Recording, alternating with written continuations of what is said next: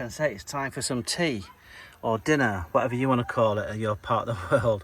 But here we go. In that pan, I'm going to put some rice and a couple of eggs.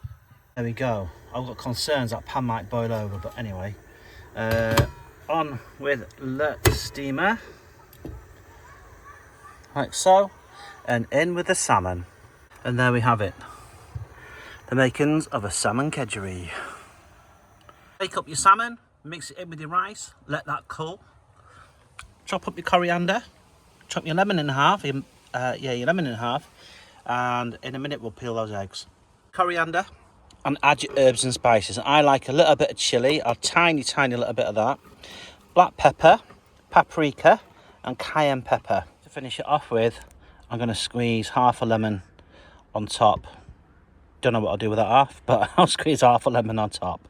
And there we have it. Salmon kedgerie in the camper. Let's have a little taste.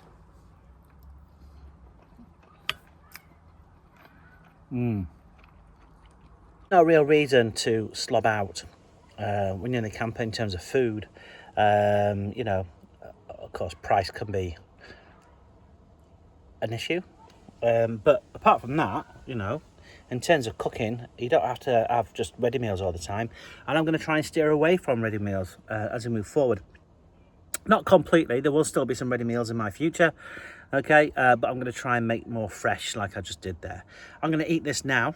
Okay, and I hope you enjoyed the I don't know what I'll call this video.